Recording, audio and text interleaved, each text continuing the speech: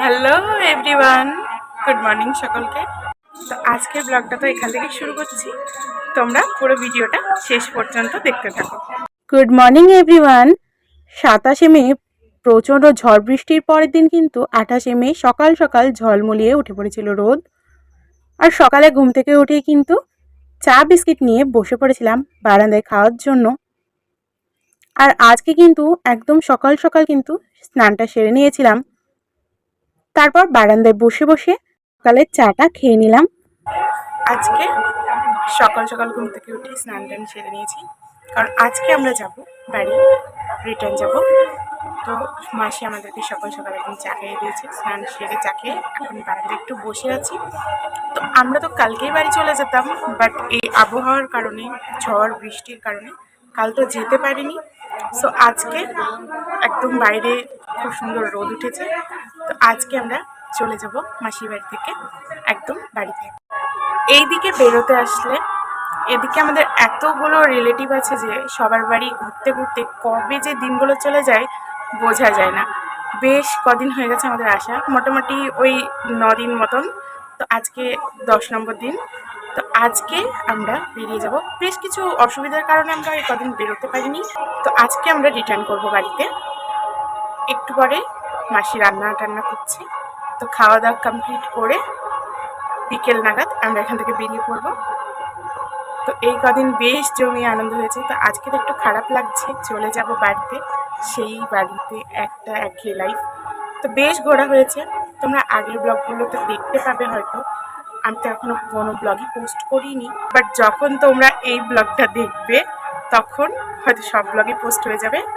তোমরা আগের ব্লগগুলোতে তো দেখতেই পাবে আমরা কোথায় গিয়েছিলাম, কোথায় কি খেলাম, কেমন ঠাকুর দেখলাম, ঘুরলাম, মেলা দেখলাম, সবই তোমরা দেখতে পাবে। তো এই কটা দিন বেশ সবার সাথে অনেক হই হুল্লোড় করে আনন্দ করে কাটলো। তো অবশেষে যতই হোক বাড়ি তো ফিরতেই হবে। তো আজকে বাড়ি ফেরার পালা। যেহেতু আমরা কালকে ওয়েদারের কারণে, মানে ঝড় বৃষ্টির কারণে, তোমরা সকলে তো জানোই যে 26 তারিখ থেকে কেমন মেঘ শুরু হয়েছিল, আর 27 তারিখে তো সারাদিন প্রত্যেকের বাড়িতে বৃষ্টি। তো আমরা এখানে এসে আটকে পড়েছিলাম। তো ফাইনালি আজকে একটু হালকা হালকা রোদ উঠেছে, তো আজকে আমরা এখান থেকে বেরিয়ে যাব বাড়ি। তারপর ফ্যানের হাওয়ায় বসে বসে অনেকক্ষণ চুল শুকানোর পর ঘরে গিয়ে দেখি এখানে সবাই মিলে গল্প করতে বসেছে। তারপর দুপুর নাগাদ কিন্তু মাসির রান্নাবান্না হয়ে গিয়েছিল। তারপর আমরা 1:30টা নাগাদ বসে পড়েছিলাম খাওয়ার জন্য। আর আজকের দুপুরের খাবার ছিল সিম্পলের মধ্যেই ডাল, চিপস, ডিমের ঝোল আর ছিল চিকেন। সব কিছু খাওয়ার শেষে কিন্তু শেষ পাতে ছিল স্পেশাল আমের চাটনি। খাওয়া দাওয়া হওয়ার পর কিন্তু আধা ঘন্টা আমরা রেস্ট নিয়েছিলাম। তারপর সবাই একে একে রেডি হয়ে নিলাম। রেডি হয়ে নিজেদের ব্যাগপত্র নিয়ে কিন্তু বেরিয়ে পড়লাম ওখান থেকে। আর মাসিদের এখানে কিন্তু টানা কিছুদিন ধরে কীর্তন হচ্ছিল, সেই কারণে কিন্তু ভিডিওগুলোই করতে ভীষণই প্রবলেম হচ্ছিল। তো তোমরা একটু অ্যাডজাস্ট করে নিও।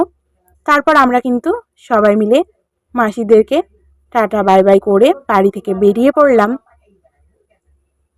আর মাসিদের এখান থেকে অল্প একটু হাঁটলেই কিন্তু মেন রোড।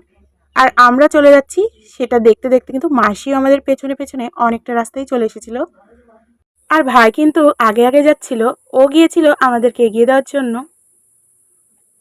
হাঁটতে হাঁটতে কিন্তু প্রায় আমরা চলে এসেছি মেন রোডের কাছে। তারপর কিন্তু আমরা মেন রোডে পৌঁছে মেন রোডটা পার হয়ে নিলাম, কারণ ওই সাইড দিয়ে গিয়ে কিন্তু আমরা বাস ধরবো কৃষ্ণগড়ে যাওয়ার জন্য। রোড পার হওয়ার পর কিন্তু এখানে আমরা মোটামুটি 10 মিনিট মতন দাঁড়িয়েই ছিলাম। তারপর হঠাৎই শুনতে পেলাম যে আজ নাকি বাস বন্ধ, তাই বাস তো আসবে না।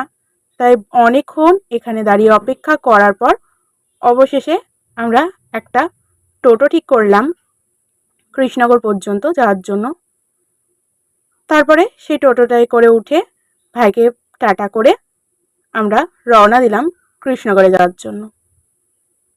আগের ব্লগগুলোই তো তোমাদেরকে দেখিয়েছি যে আমার মাসির বাড়ি বাতকুল্লা, আর মাসির বাড়ির যে জায়গাটায় সেইখানটায় কিন্তু বাসে করে গেলেই বেশি সুবিধা হয়। আর স্টেশনটা অনেকটাই দূরে, সেই কারণে ট্রেনে করে গেলে কিন্তু একটু লেট হয়। আর মাসির বাড়িটা যদি স্টেশনের কাছে হতো তাহলে কিন্তু ট্রেনে করে খুব তাড়াতাড়ি কৃষ্ণনগরে পৌঁছে যাওয়া যেত। আর এখানে দেখো কৃষ্ণনগর যাওয়ার রাস্তায় রোডের ধারে এত সুন্দর গাঁদা ফুলের চাষ হয়েছে, সেটা দেখতে কিন্তু ভীষণ ভালো লাগছিল। আর আজকে কিন্তু বাস না চলায় এরকম টোটোয় করে বেশ অনেকটা লং রাস্তা যেতে ভালোই লাগছিল, কারণ আশেপাশে কিন্তু প্রকৃতির সুন্দর সুন্দর দৃশ্য দেখতে দেখতে কিন্তু যাওয়া হচ্ছিল। এখন কিন্তু গরমকাল, আর গরমকালে কিন্তু নানা জায়গায় কীর্তন এগুলো হয়, তো এক জায়গায় কীর্তন হচ্ছিল সেটাও দেখলাম রাস্তায়। তারপর কিন্তু আমরা প্রায় চলে এসেছিলাম কৃষ্ণনগরের কাছাকাছি। আর এই জায়গায় এটা দিঘি না বিল সঠিক আমি জানি না, তবে এই জায়গাটা দিয়ে যখন যাচ্ছিলাম না, জায়গাটা এতটা ঠান্ডা, এত গরমেও কিন্তু এই জায়গাটা জলের কারণে ভীষণ ঠান্ডা। তারপর অত সুন্দর জায়গাটা পার হয়ে কিন্তু আমরা ঢুকে পড়েছিলাম কৃষ্ণনগর টাউনে। আর সেদিনকে যেহেতু কৃষ্ণনগরে বাস বন্ধ ছিল, সেই কারণে দেখো রাস্তাঘাট একদমই ফাঁকা ফাঁকা ছিল। তারপর কিন্তু আমরা কৃষ্ণনগর টাউন পেরিয়ে আস্তে আস্তে রওনা দিলাম কৃষ্ণনগর বাস স্ট্যান্ডে আসার জন্য।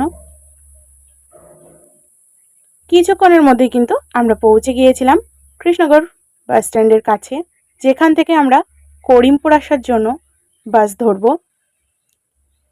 বাস স্ট্যান্ডে পৌঁছে টোটো থেকে নেমে কিন্তু চলে গেলাম করিমপুরের বাস স্ট্যান্ডে। ওখানে গিয়ে বাসের টিকিট কেটে উঠে পড়েছিলাম বাসে। আর বাসে উঠে কিন্তু আর কোনো ক্লিপ আমার নেওয়া হয়নি, কারণ বাসের টাইম হয়ে গিয়েছিল আর আমরা কিন্তু একদম শেষে উঠেছিলাম বাসে। তাই বাসে উঠতে কিন্তু বাসটা ছেড়ে দিয়েছিল। আর কিছুক্ষণের মধ্যেই কিন্তু আমরা পৌঁছে গিয়েছিলাম সীমানগরে। আর সীমানগর থেকে আমাদের বাসটা এতটাই ভালো এসেছিল যে এই প্রথম কিন্তু আমরা বাসে করে টানা 2 ঘন্টার মধ্যেই কিন্তু পৌঁছে গিয়েছিলাম আমাদের করিমপুরে। করিমপুরে পৌঁছেই বাস থেকে নেমেই কিন্তু উঠে পড়েছিলাম টোটোতে, টোটোয় করে চলে গিয়েছিলাম বাড়ি। সো ফাইনালি পৌঁছে গেছে বাড়ি। 10 দিন পর বাড়ি এলাম। এতটা জার্নি করার পর আর তো কিছু বলার নেই, ভীষণ টায়ার্ড লাগছে। তো আজকের ব্লগটা এখানেই শেষ করছি। যদি আজকের ব্লগের কিছু পার্ট তোমাদের ভালো লেগে থাকে তাহলে অবশ্যই চ্যানেলটাকে সাবস্ক্রাইব করে দিও। দেখা হবে আবার কোনো নতুন ভিডিও নিয়ে। আজকের মতন tata. Thanks for watching my happy moments.